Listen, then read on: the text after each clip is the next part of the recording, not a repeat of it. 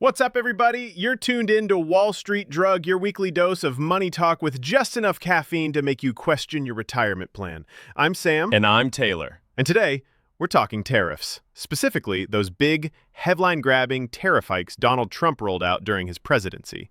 Yeah, the ones that kicked off around 2018. Steel, aluminum, and then a whole lot of goods from China.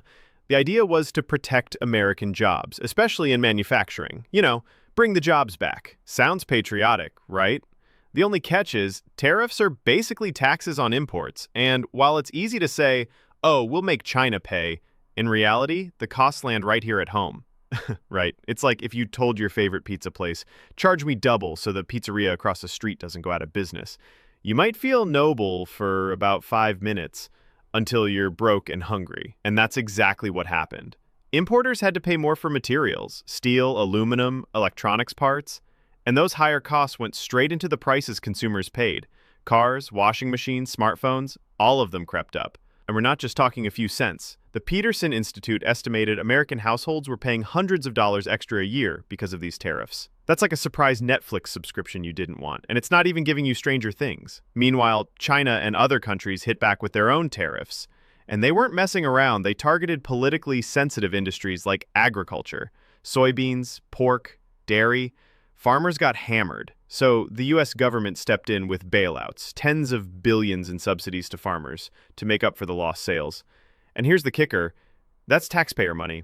So in effect, we were paying twice, once in higher prices and again through subsidies. Exactly. And while a few steel jobs were saved, it's not like there was a manufacturing renaissance. In fact, some industries lost jobs because higher input costs made them less competitive globally. And then there's the supply chain mess. Companies relying on imported parts had to scramble.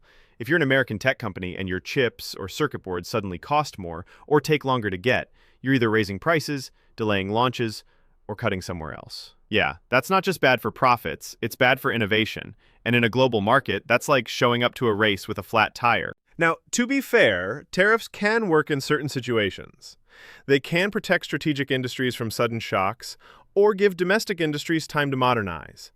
But they have to be targeted, temporary, and paired with actual investment in those industries. And the Trump tariffs?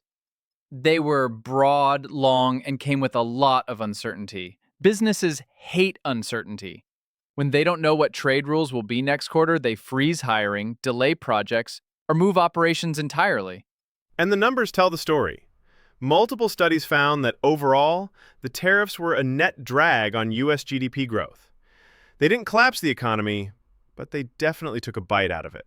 So, moral of the story, trade wars aren't quick, they're not clean, and they're definitely not easy to win, no matter what the tweet says. Yeah, it turns out when you start swinging in a trade fight, you might land a few hits, but you're also punching yourself in the wallet. And that's your dose for today. This has been Wall Street Drug, where we tell you how the money really moves, even if it stings a little. Catch us next time. And remember, the market doesn't care about your feelings, but will always care about your portfolio. At last, we want you all to hit that like button and share your concerns and opinion via comment down below. See you all soon. Peace out and subscribe to Wall Street Drug, your daily dose of business and finance news. It's